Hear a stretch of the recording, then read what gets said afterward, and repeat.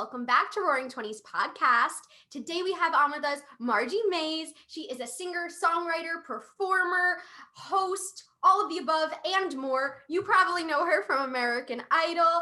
We are so excited to have her. Hi, Margie. Hi guys, I love that intro. I just got so excited and I didn't know how to leave already. Oh my God. Yeah, it's Margie, like you guys, you'll see her. She's in this beautiful yellow, her hair and her makeup's done. She looks so sunny. We're here under 7 feet of snow looking drab. So it's like, it's just a perfect, we needed her energy. We needed her energy. We did. I'm getting a workout already. My abs are getting tighter by every laugh. That's the goal. That's always the goal. So Margie, go ahead and introduce yourself. Tell us a little bit about you, who you are, where you're from, and how old you are. Oh, well, I love all of it. Okay. Oh, because this is the RAWring 20s. I need to know how old you guys are, but we'll come to that later. My name is Margie Mays, everybody. Your intro was great. Honestly, you probably, if you have ever heard of me, it's probably because of American Idol. I've spent the last 2.5 years of my life kind of revolved around that show. It absolutely changed the course of my life. It was one of the most divine, beautiful, just, it makes me want to weep every time I talk about it, experiences. It was my truly, America watched my biggest dream of all time come true. Like you say, you know, when you talk to, I have chills, you know, when you talk to a 7-year-old girl or boy and they're like, what do you want to be? And I'm like, I want to be the president. Mine was to be on American Idol. And I never thought that dream was even possible by the time I was 25. And then for it to occur and in the divine way that it did, it just changed my heart completely and showed me anything is possible. Truly, I believe. And so yeah, I'm a singer. That is my first love always. But then doing the show, I kind of also realized I'm kind of a multi-passionate, accidental entrepreneur type. I feel like you guys can totally relate to that. Yeah. And I get like very excited about that, but I also get very insecure about that sometimes. And so I'm dabbling in the world of, I really love to do musical theater. That's something, and you guys probably do that. Getting into the world of like kind of acting accidentally, which is interesting and fun. Also the world of hosting. And so it's a lot on my plate, but it's all super exciting. And I have no idea what my actual career will look like in 5 to 10 years, but I'm excited to figure it out. I'm very scared about it. And lastly, I'm 27. Yes. Boom. Yes.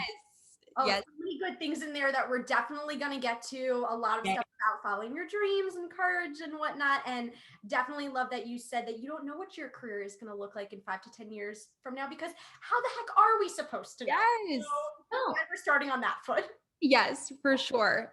I feel like we talk about this all the time. And this is a big reason as to why we do this podcast, is to really make people feel less alone. And I think for people to hear from you, especially who they might see on big stages and might see excelling in all these different forms, for you to be real with our audience and your audience and say, listen, I love all these things. I don't know where I'm going to be in a few years, and that's okay. I think brings people a lot of peace. And like you mentioned before, just this whole thing of following your dreams in general, super inspiring to, I think, a lot of people in the creative field. Julia is an actor. I definitely started in musical theater. My friend Ashley and I released a little Christmas song a few months ago, and it's just so beautiful to hear all these things. So anyway, since this is about you, Margie, for anyone that doesn't know, give us a little background on your story. How did you get started with music? Love it. Okay, boom. I'm going to talk really fast. Okay, putting the drink down. Okay, I mean, you both are creatives. You're both performers in your heart. When that, most of the time, my understanding, because this is how it was for me, it's in your heart, like from the time you're 7 or 8 years old. The moment, whatever happens in your brain at that age where you're like, I want to be this thing, it clicks and it's in you and you just can't shake it. And I was that person. You guys are nodding because I'm like, clearly this was you too. You're like, every wish I ever had on 11/11 was like, I want to be a singer. I want to be a singer. Truly. Like, I love that you guys are silently nodding. So much. Yeah. I still wish that at 11/11. So it's like I have chills.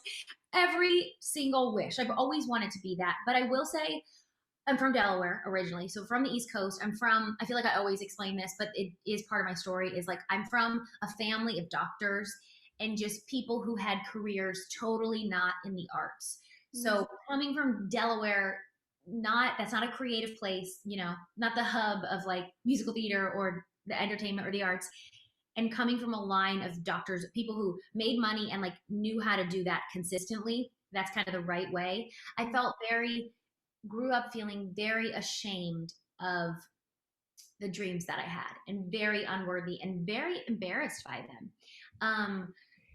And I've excelled at school, like always was super good academic person. So I was raised to know like sports and school are the right things to do. And so I was a high achiever always, but just always had this dream in the back of my head. And I'll wrap this story up quickly, but like when I was about 11 years old, when I was like 8 or 9, I remember I told my parents, I was like, hey, I remember I got up all of this courage. We were in the car. I will never forget this. And I was like, I told them, hey, mom and dad, like I want to have a career of being a singer and an actress. And they just totally shit on it. Can I say that word? Yeah, you can say all of the words, Margie. They're all allowed. They just were like, who put you up to this? They just had all these questions about it. And I just remember my little tender heart. I still have a tender heart, but my tender heart just was so ashamed. I never brought it up to them ever again. Honestly, until like American Idol happened at age 25. And so I was so ashamed, and I was like, I pushed it very far back and I said, I'm not going to ever bring that up again. But that doesn't take away the desire, that you have. It's way too strong when it's in your DNA. And so when I was about 11 years old, I remember I played really competitive squash growing up. Do you guys know what that is? Mm-hmm. Like basketball? Love it. Okay. For those of you who don't know it out there, it's on like one episode of The Office, but it's like indoor tennis. It's indoor tennis. Just picture it like that. It's a sport. Also a vegetable. And we traveled a lot. My family, every weekend, we played really competitive squash. And my older sister was very, very good at it. And I remember I, by association, was kind of good at it. Have you ever had like a sibling who's great at something and then you're kind of like, oh, the Saunders sisters. I was good by association. And I remember there was chatter, blah, blah, blah. One weekend, I was 11 years old, and there was chatter in this community that like basically the Michael Phelps of the squash world was starting a team of squash for girls at Stanford. And my sister and I went home and we were like, bing, bing, bing, what's Stanford? We Google Stanford. I see the school. I'm 11. I see that it's in California. And I said, that's my golden ticket to becoming a singer. First of all, if you're anywhere older than 11 years old, you might know geography, and you might know that like Northern California is so, so, so far from Los Angeles, where you probably moved to be a singer. But I was from Delaware. I'm from a state where you literally are in another state in 10 minutes. I did not know that it was not exactly the right spot, but from that moment, I mean, if I like think about true dedication, it was that. I put that in my head, and that was my goal. And I was like, that's how I would become a singer. And everything I did after that was to graduate at the top of my class and do everything I could to get into the school. I got into the school, boom, boom. I moved to California, and I've never moved back. And I ended up studying human biology and communication in college, like totally different, because, when there's academia all around you and then you go to just like this prestigious university, you feel like inclined to study something of that is valuable. So I did that, loved what I studied, but slowly but surely, that was when the musical bug started just like creeping and crawling around my heart. And I joined an a cappella group, which was the first time I ever got to sing like pop music in front of other people. And it was so like pitch perfect. Like we did the ICCAs, the whole shebang. And it was the first moment where I got external validation, like, oh, you can kind of sing better than you might think you can. And it just was like slowly but surely, I just felt this potential inside me, and it just wanted to get out of the box that I'd put myself in, where I felt like the society was putting me in. Anyway, fast forward, I'm 21, 22 years old, graduating college, and all of my friends have these prestigious jobs, making a lot of money, which is the quote unquote right thing to do in this world. And a lot of things we struggle with in our 20s is trying to come to terms with that notion, or come to terms with that notion. And I just remember one of my best friends to this day, she and I would walk around the campus loop And I just said to her, I just feel like I have this potential and I need to like scratch this itch. So I Googled music schools in LA, boom, boom, boom. All of the deadlines were closed except for one. And it was the school I ended up going to, Los Angeles College of Music. I loved it. It's super small. It had like 150 kids in the whole school. The day after I graduated Stanford, I gave my diploma to my parents and I said, I did this. I'm going to do me now. I put myself in a U-Haul and I drove to LA with my mom. And then I have been here ever since. And then essentially the rest of the story is I started music school. It was literally, have you guys seen Hilary Duff in Raise Your Voice? Of course. It was literally that, like Technicolor hair. I am like the clumsy Lizzie McGuire falling out of my seat, like everything about it was a dream come true. And my friends even were like, you're going to fall in love. And I did. I met my now ex-boyfriend, but I fell into had my first real love from that school. So I will forever be indebted. And then I hate to say like connections, because it's not really connections, but sometimes you make a network in a school environment. Oh. One of the teachers and then like someone affiliated with them, basically that eventually landed me in a call that said, hey, do you want to do this audition for this TV show? Which is a thing in LA. Like probably in New York, you guys, there's always musicals and shows being created. In LA, same thing. There's always reality shows happening, blah, blah, blah. I remember 3 weeks out of music school, I was teaching one voice lesson a week on Sunday mornings and Saturday mornings, and I was walking dogs for WAG. And I was like 24 years old, literally had been a professional student my whole life. Mm-hmm. And I just walked off the precipice of, girlfriend, there's no more school. You got to start doing the do. And I was totally drowning. Yep. And then I remember I got this call, and it was like one night, 3 weeks out of music school. And I remember my boyfriend of the time, so my first real love, I was just wanted to take care of him all the time, right? He was sick, and I got this call and was like, hey, there's this audition for this TV show that doesn't really exist yet, but do you want to do it? And I remember thinking, oh, I don't really want to do this and wait in line with thousands of people tonight, but okay, you must say the brave yes. And that little brave yes, it was not for Idol. It was for a totally different show. I don't know if you guys ever saw The Four. Do you know what that is? It ended up like, it's another one of those singing competition shows. Yeah. Ended up they say when one door shuts, another window opens. This was that to a T. Thank God I said yes to that. I put my hair in a ponytail. I went there. I had this hilarious audition. Ended up spitting water all over these men in the room because I was just so nervous. Classic me, being so scared, but just, you got to do everything scared, right? And then basically I did not get that show. I left. It was a funny experience. I continued doing my dog walking, totally being confused about how to navigate LA and living my life.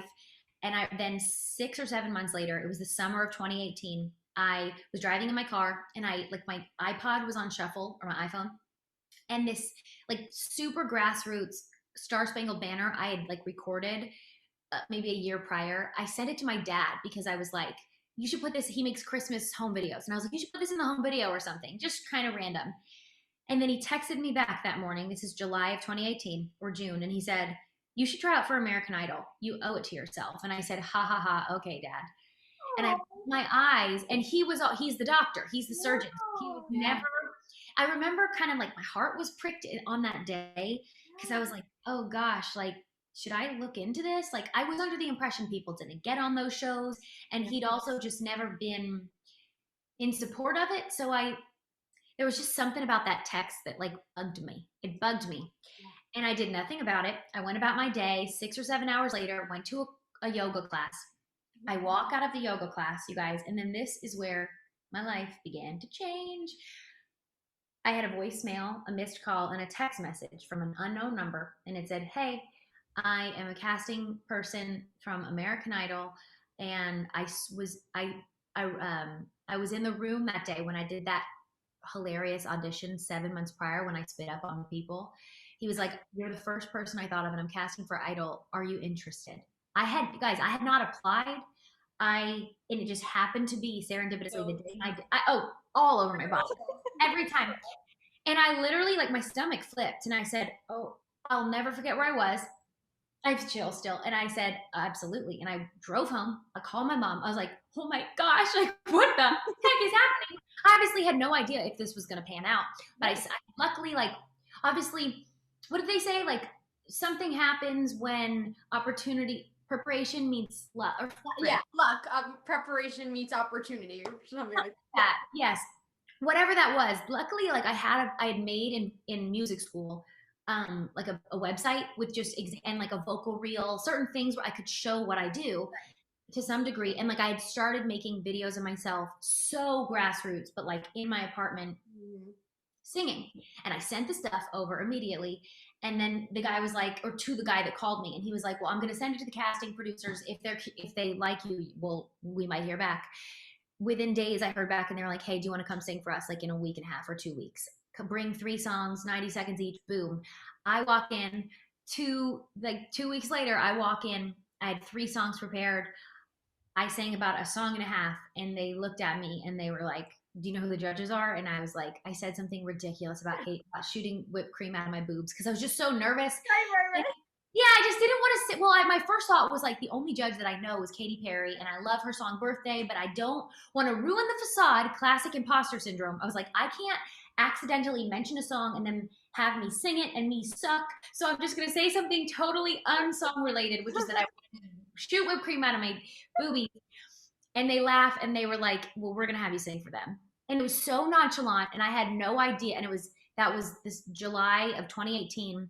And the next thing I know, November of 2018, I filmed the audition that everybody saw, the first season of Idol. Literally, my life just exploding in front of my own eyes. I couldn't believe it.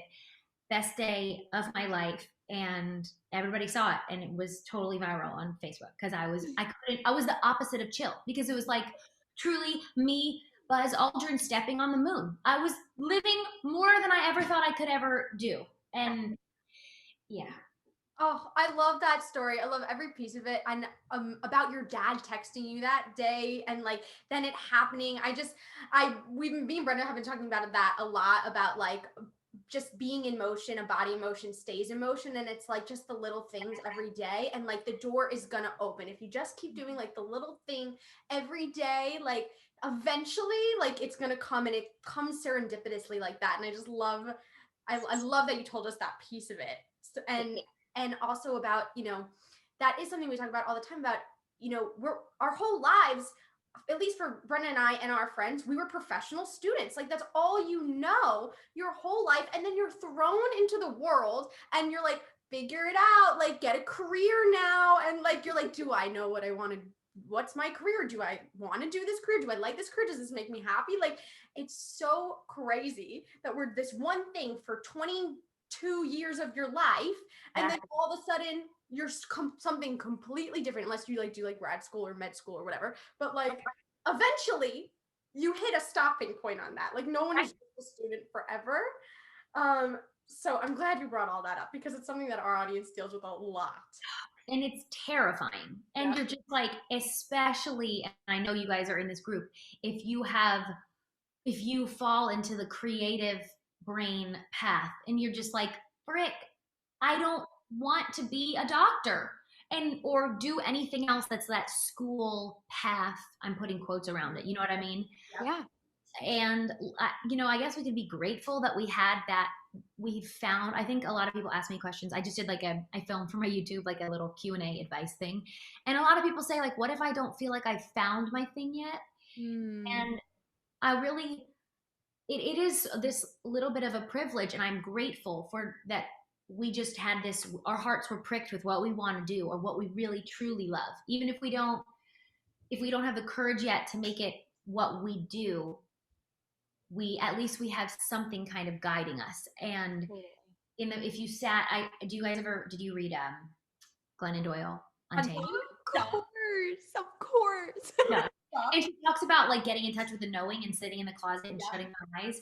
And it's just finding your intuition and letting it guide you because it knows. It always knows. And anyway, I could literally talk about all this stuff forever. No, it's go on about it forever. Go ahead, Brenda. seriously, I can't. It's so funny because I'm like, my goodness, it couldn't be a more perfect guest for us, because all of the things you talk about between authenticity, vulnerability, aligning with your beliefs, you're reading Glennon Doyle books, all the things, it's just so aligned with what we're talking about now with our audience, because it is such a confusing time. And it's funny because in terms of creativity, Julia and I fall in line in different areas. We both kind of started in a very similar way. And for me, it's something that for a very similar reason to why you chose not to pursue it in the first moments of your life, why I didn't choose to fully pursue the creative path. And Julia is there in the trenches fighting for her lovely talent to be seen and recognized for all that it is. And it's so interesting because this project, although of course we're still pursuing our own things on the side, this project has become so powerful for us to share our voices in a way we didn't know we would share them. So we're really, really grateful for having you on here sharing yours, because I don't really know what people would expect out of this episode, but I think it's going to bring so much value. I want to move on to the authenticity so that you just mentioned, Brenda, because I know something about you, Margie, is that you talk a lot about that, like one of your strengths is that, and something people admire about you is that you do show up so authentically. So what was that experience like being in the public eye for the first time on this huge national show? And like, what was your experience with, knowing that is the vortex that you're in, but wanting to show up as like the most authentic version of yourself, and now also like translating that to like Instagram, your blogs, your hosts, like how do you navigate that? Oh, that's a really great question. Oh my gosh, we literally need to have a 3-hour episode. Okay. I know, it's okay. So, I will say that, okay, sometimes you have to like take what other people say about you to put something in context. If it makes sense, I'm going to use an example. Is when Idol happened and I like announced it to the world, I kept it my own secret for quite a while, because I'm always that person. I'm like, until there's contracts and I know what's going to happen, I'm nervous, and because things fall through, and it was like way too good to be true. But when this all happened and I announced it to the world, everybody around me, from my high school, from my middle school, from my college, from my a cappella group, all these little like buckets where you have friends, right? And you've touched people and they've touched you.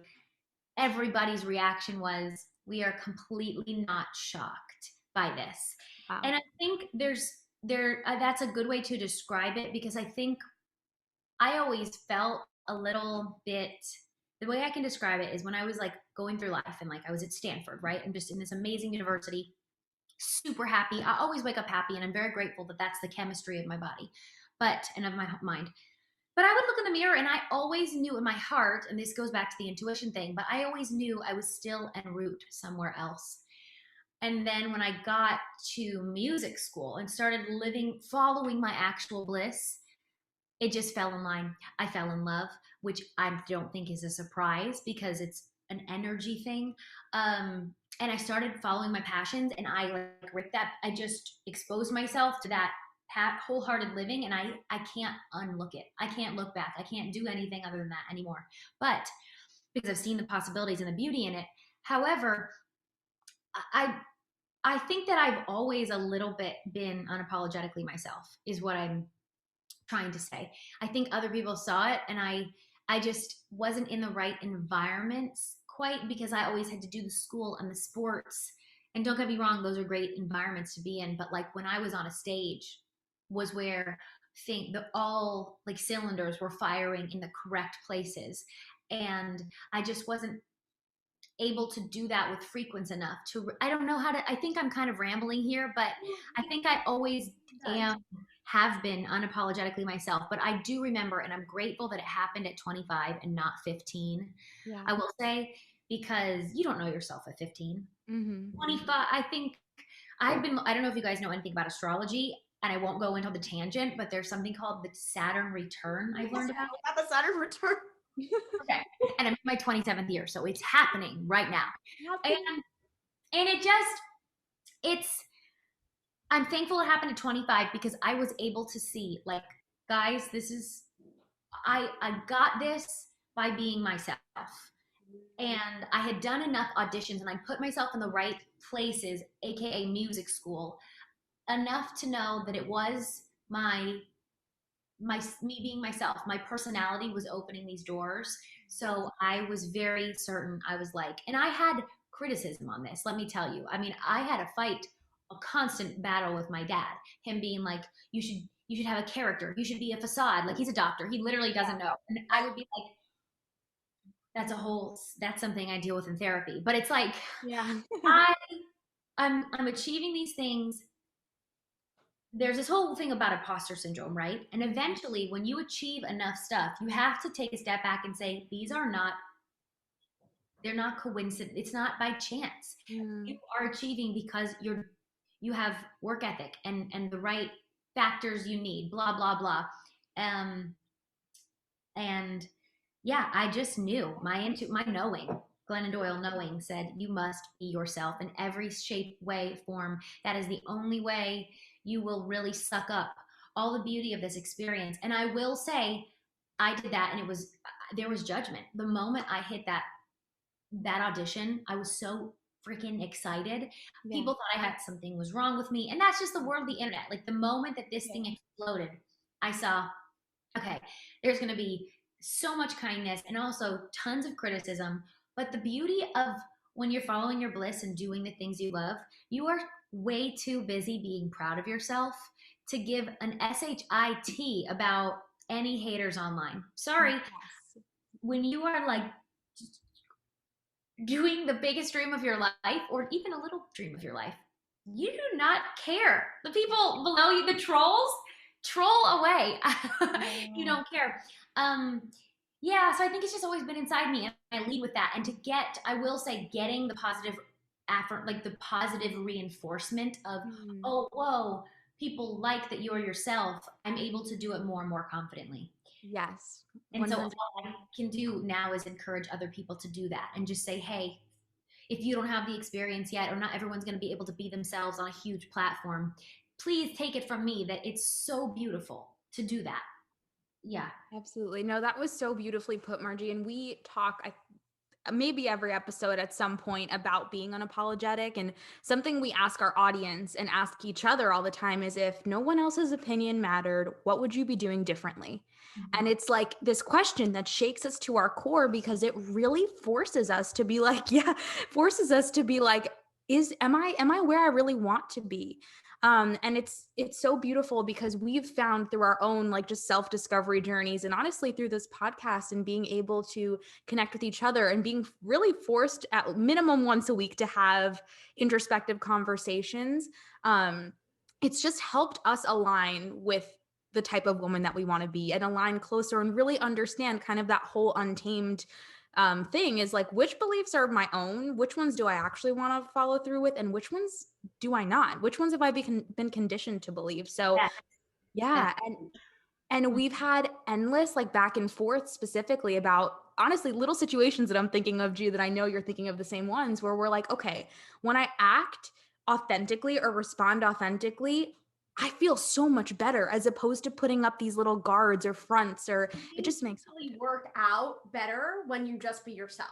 When you just listen to that voice and be authentically yourself, usually the way you want things to work out, they do, instead of when you're trying to act this other way because someone else says you should to get to that place. That path doesn't usually work, and the authentic path usually just does. And you can hear that from your story, Margie, that it is a prime example of when you are just yourself, that it does come around. Absolutely. And I think also, oh my gosh, wow, there's so many things I want to say. One, do you guys read Brene Brown? Of course. Okay. My favorite person in the whole world. She's freaking phenomenal. And I had watched her TED Talk that everyone's watched about vulnerability. Yes. But then going through this my first real heartbreak, a friend of mine reached out, and she said, read Brene Brown, read Daring Greatly, and then read Rising Strong. And I crushed through Daring Greatly in a day. Oh, yeah.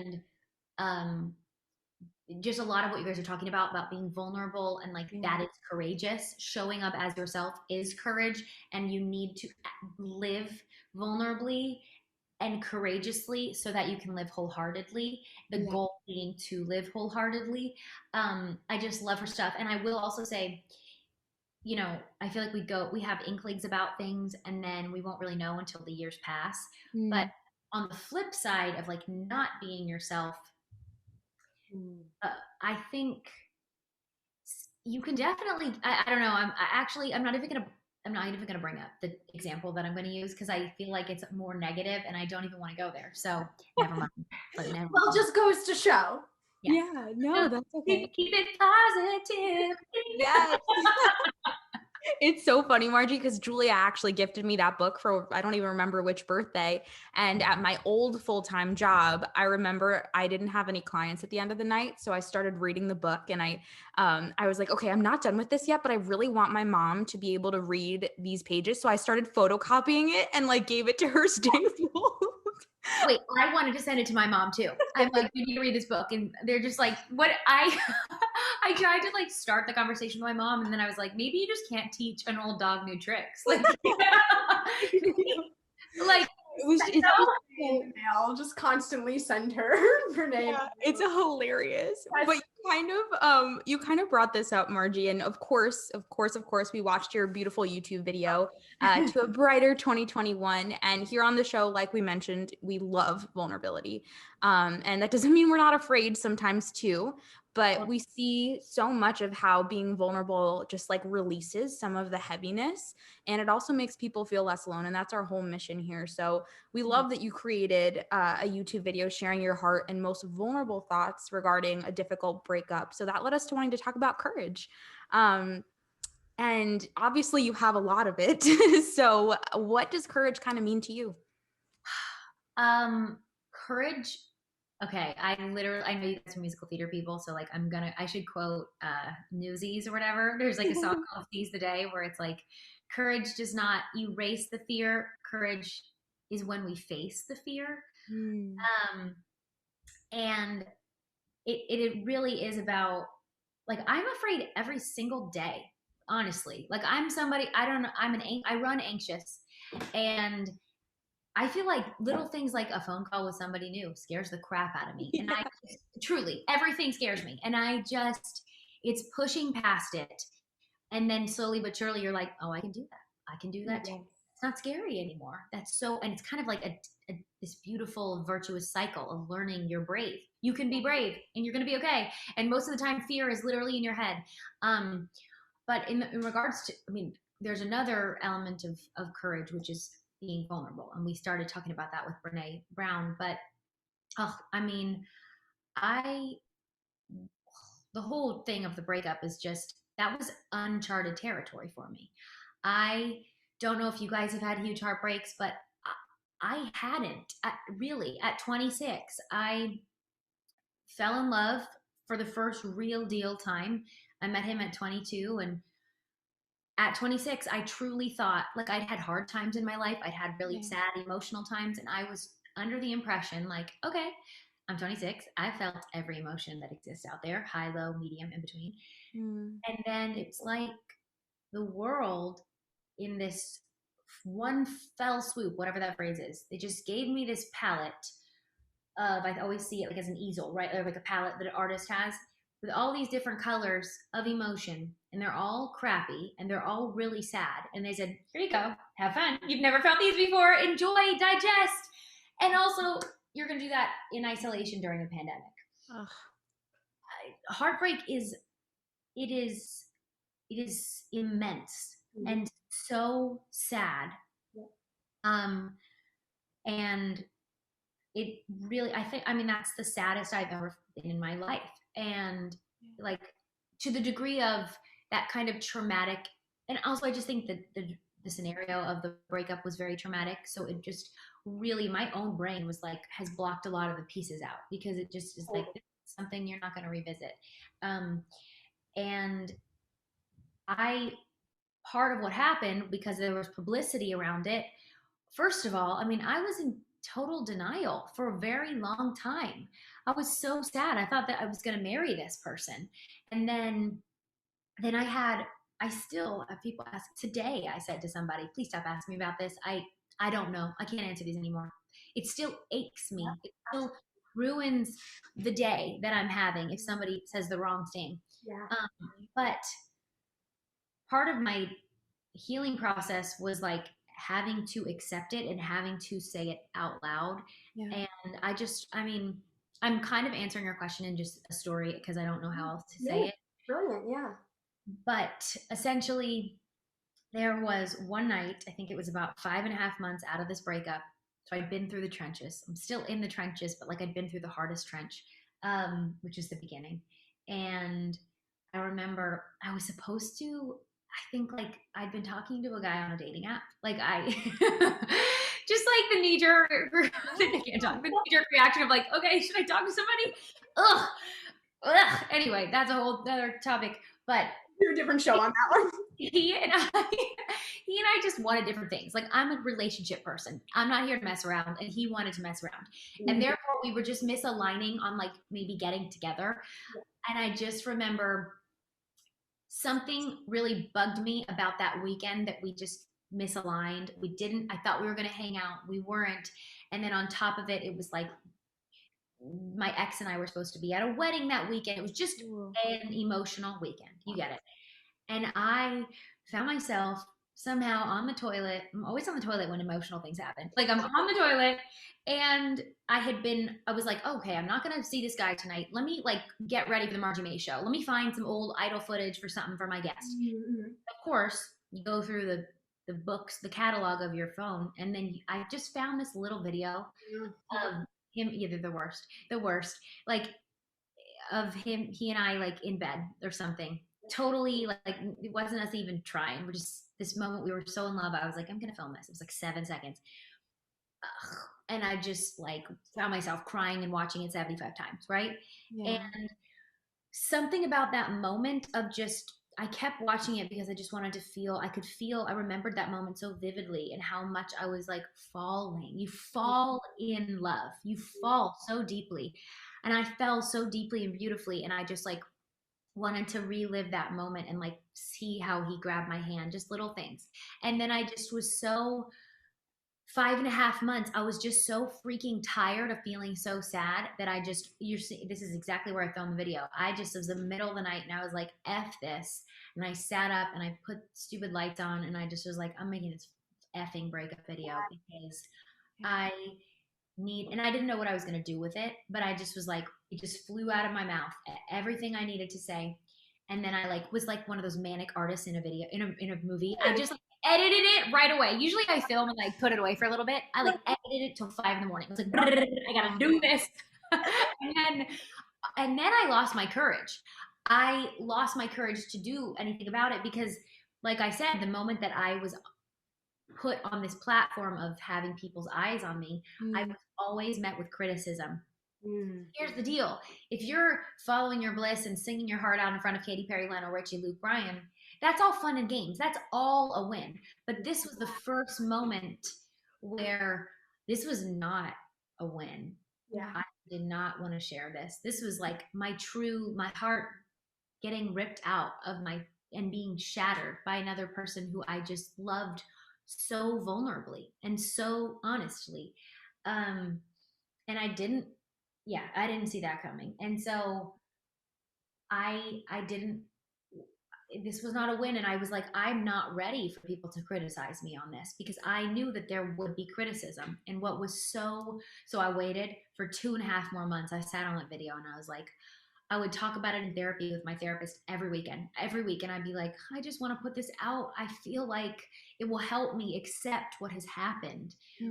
And finally, when I did, I just was like, this is the one moment I can like put it in like a positive spin and like kind of get away with it and like, boom. Yeah. If I didn't do it in that moment, I would never do it. And I did it. And that was when the most beautiful thing, another huge life lesson happened was, I mean, you guys, I, to this day, have not received it gives me chills, like a single word of criticism or negativity on that video. And like that is the true power of being vulnerable and showing up as your most authentic self. Like I was yearning in my heart so badly for freedom emotionally. And I was so scared I put everything out there. I like run around in my underwear on TV if they ask me to, like, well, not really. It's a whole separate topic, but like, I just, it was so scary to share that. And the fact that I've gotten thousands of responses in my DMs on all these platforms, and I'm telling you, not a single piece of negativity, and that blew my freaking mind. And I said, and I just sealed the deal, like being vulnerable in a true way, not, and Brene Brown does talk about this, not in a like I want to put myself on the shelf and like talk about my breakup and like do it on my story and cry to the story. That's performance. That's wanting attention. That is not the same as true vulnerability. And I was scared out of my britches, and I've never said that phrase, to put the video out. And I just said, I knew my heart, knew it was like, it's like that word vomit when you fall in love with somebody on the contrary, and like you just are so in love with them. You're like, I'm going to freaking say I love you. It's going to come out. Like this was the breakup thing. And you know what happened? That healed me. Putting that video out, like I feel like a different, I mean, I have hard days, of course, but like honestly, I'm running, what is it when I'm approaching home base? Like I am approaching the fourth base. And so, yeah, I want to keep letting you guys talk. I'll keep giving you my No, it's all brilliant. And I'm so glad that you said the thing about, the performative vulnerability versus real vulnerability, because we see over and over again, especially with this show. And like when you are truly, really vulnerable, not a performative type, a real vulnerability, it always pays off because it gives people the opportunity to say me too. And that's what it's all about. And, I'm sure you sharing your story allowed so many other women to start the healing process. And just to make you feel less alone, Margie, I also went through a horrific breakup this year during quarantine. 4 years relationship. We were living together for 2. Totally like happened in August. So like, I'm with you, girl. Like we're at the same timeline. Like I totally, just to make you feel less alone, I'm there too with you. And to have to navigate, how am I going to talk about this on this show? And I honestly think, like you said, putting your video out, how it kind of freed you in a way. I think that, being like, I owe this to the people, that of course I owe it to me to do it on my terms with what is like good for my healing. But I also felt like, you know what, this is really hard, but this is gonna maybe help one person listening. And so I owe it to that one girl listening to like share what I can when I can. And I think that was a huge part of my healing process as well. So like, girl, and like it really, I think that when you do open that door to vulnerability, because, we as humans, like we're like, our whole purpose of humans is to connect and to like be together and make connections. So when you open that door, even when it's like the scariest thing you could ever think of, like it's opening the door for connection. And that in terms brings some sort of healing. Absolutely. Yeah. And I saw it firsthand, Margie. I saw firsthand Julia from, after this all happened, us being in my room on my couch and being like, how are we going to recover? And then going from hey, let's put out an extra guest episode because I'm not ready to talk about it. And then seeing this whole transition has been like, I just remember all of the feedback that we got when Julia did talk about it, and people, being like, I'm crying with her, and just all of those things. So I really think what's been so powerful to witness her journey, although of course heartbreak is so powerful in a hurtful way, has been so interesting to see how she and how you and all these people navigate like what feels like your world flipping upside down. I think and also, just as a quick side note, thank you for sharing this with us. We of course respect so much that this is a sensitive topic, and it's not one we plan to dive into very much beyond the vulnerability, to respect the impact it may have. But thank you. I mean, you guys, like, I'm telling you, I could talk to you for 3 hours. I'm talking about, like, and whenever I like figure out my show better, I need to have you on, because I love this conversation, and this is not me wrapping it up. This is just, I want to provide value. Like the podcasts that I am listening to are the ones where people are really talking about this stuff, and I'm like, this conversation is bringing value to people. And I like want to keep digging into it because it's like, I studied the psychology of health and wellness society. That was like the title of my area of concentration. Like I dig this stuff. I'm like, why are we this way? And it just, I have to send you like my whole book list of everything. oh my God, yay! I remember in the room right over there across this stupid wall, feeling like looking out into the city that I've lived for 5 years, that has become my home, and truly when something's so grandiose, like whatever, like just a monster of something happening to you, I see a lot in images, and I remember truly seeing like the rug being pulled from under my feet, and I was like, this city is so scary. Like I'm felt so homesick for the first time in so long. Yeah. And no, and it is something to be talked about. And like, and I also think this is also another conversation we could talk about for 45 minutes. Is I think we talk a lot about it's hard to be a woman in this society. It's pharmacy giving me a call. Anyway, back to womanhood. Continue. Back to womanhood. I think that from what I've learned, because I have talked to old, young, male, female, to try to understand my scenario and my breakup, to have peace with it. And as women, I think an advantage that we have is that we are really good communicators, and we talk, and talking heals and provides understanding and growth and knowledge, and it heals us. Hence, put the video out, speak the truth. That also, you speaking through your truth, and it's healing you. Anyway, I think as a man in this world, it's they have it a little bit harder. I feel bad sometimes thinking about my ex and being like, who I still obviously care for.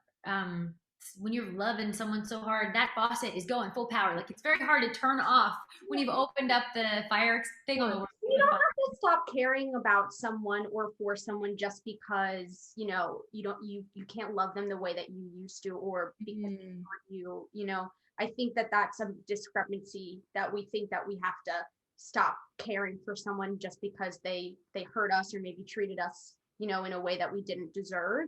I think when you could have true forgiveness for yourself, and when you can care without, you know, expecting or needing something in return, that's also healing. Totally. Yeah, and I kind of like was just listening to you so much I forgot where I was even headed. You were saying, oh my God, what was I talking about? You were just gonna say something really important. I'm sorry. Yeah, no, I'm kidding. Wait, I also lost my train of thought. Yeah. And I got thrown off by CPS. Men having it difficult. Oh yes, men having it difficult. Yes. I think I picture how he's not I know he's not talking to anybody. And I'm like, you're not healing, and you are not progressing in your life. You are not growing up, and you are not understanding this for what it is, and you are not getting professional help, and you need professional help more than I do. And it's just like, I think I watch getting so close to someone in such formative years. It is hard to be a man in this world, especially if you're not just like the stereotypical macho man. I make hamburgers on the weekend and I'm a firefighter. Like it's a gentle dude who's like emotionally and just emotional and sweet and all those things that like I actually happen to be attracted to. Yeah. That is hard to navigate in this society we're in. And so I think, yeah, the power of talking about it with the three of us chatting, and I would be on the phone for 21 hours a day. Anybody that would talk to me, I was just like, talk to me. But my voice would be so tired those first like weeks of the breakup, because the only way I would feel better is if I was just freaking diarrheaing up the mouth on somebody. Yeah. And like processing through it. And honestly, we had a conversation with 3 male podcast hosts, I want to say like 2 weeks ago or something. And Julia, we were saying that we feel like men aren't given this like grace and space to have these types of conversations. So they kind of can, you know, they don't get that same level of healing or connection. And again, that's a huge generalization, of course, but it's just definitely something that we've found throughout people that we've connected with. But oh my goodness, this has been so valuable. Margie, we have to wrap up because you have to go, but I wish you could stay for literally ever. We said 8 minutes. Like, we can keep whatever we want to take this. We can keep taking this. We have 8 minutes on the clock. We didn't even scratch the surface on like and courage and no. So you're gonna have to come back because I will completely come back. You've been unbelievable, Margie. Again, we could like keep going for hours, but we'll ask you our little 2 last questions so that you can go and do what you need to do. Has there been any resource in your life thus far that has helped guide you through your 20s? Could be a book, it could be a podcast, a person, anything. Okay. I will dig deeper if you guys always are suggesting these, but I will say I highly recommend, as I've said, Glennon Doyle's Untamed. I think it is so important to talk about I want to be a mom in this world, right? I want to have children, but but I also want to be a role model, even if you're not my child, to anybody out there, to be a proper role model and to live wholeheartedly and to follow your bliss. You must be courageous, and you must get in touch with your knowing, and which is your intuition, which will guide you to all the places you need to be and need to go. And to properly teach that to somebody, there's a difference between just telling your child or the kids out there watching this or somebody listening to this. Saying it is not enough. You must do it. That is the most powerful way to teach somebody. And then my second book that also ties into this is Daring Greatly by Brene Brown, because it's like, if you teach your kids, like, be honest and don't steal, but then you're stealing and fighting and not, or doing all these things that you're preaching. What is it? You must practice what you preach. If you're not practicing what you preach, they will not learn it. It's all about what you're modeling. And so we owe it to everybody around us, everybody that we're all feeding off of each other's energy. You're inspired by me. I'm inspired by you, right? You must keep being courageous. It is infectious in the best of ways, and it's inspiring, and we would have a whole lot more blissful and kind world if people were shown how to be courageous and how to be vulnerable and to talk about emotions, and that is powerful. We do not do it enough, and I definitely know I was not modeled that by my family. And I was literally talking to my therapist about it like last Monday. She was like, where did you figure out how to be this way? And we don't know. The answer is still unclear. But, I think the final rip of the Band-Aid was Idol, just being like, whoa, I saw real life results of the emotional and of the physical by being vulnerable and courageous all at the same time. And it all started with one brave yes. And the power of a brave yes is like everything in this world. So I think those are my 2 books that have really helped me. They're the ones that are like kind of illuminating right now. Absolutely. Yeah. No, I genuinely, I believe those are 2 incredibly powerful resources. We love to talk about those things here, of course. And it was so beautifully put. My goodness, Julia, you're going to have like 500 sound bites for this episode. I know. And have you read Year of Yes, Margie? No. Shonda Rhimes? You must. It's the next book. Oh, she's running. She's to the bookstore right now. She's running to get it. Wait, I have it. Wait, I love Shonda Rhimes. I can't believe you've never read it, because it's literally I just thought of it because you just said like it's about the yes, like the big yes, the little yes, and that it's literally called Year of Yes, and it's just all about that. You need to read it. It's amazing. Oh my gosh. Okay, I'm gonna order it. That's the next one. Right now. Yeah. I have a stack of books I need to read. I know. I feel like they always stack up. I know. Yeah. And because women in motion, I'm like, getting myself to sit down and read is actually so hard. No, 100%. That's why sometimes I feel like an audiobook is my vibe, or like a podcast, because you can kind of like do something on the same end. But to respect your time, I want to make sure we get to ask you at least this, which is, where can people find you? Where can they find the Margie Mays Show? All that good stuff. Okay, you can find me. It used to be that all my handles were at Margie Mays Music, but obviously the goal was to delete the music. I just wanted to be my name. That would be helpful. Finally got that on Instagram. So Instagram, I feel like, is my hub. Yeah. It links, I got that link in bio situation where it links to everything else. But at Margie Mays, MargieMays, I almost questioned how to spell my own name. Amazing. I have a website, margiemaysmusic.com. I'm on YouTube. I love YouTube. That's one of my favorite platforms. www.youtube.com/MargieMaysMusic. You'll find me all there. If you just Google Margie Mays, weird stuff's going to come up, but it'll be me because and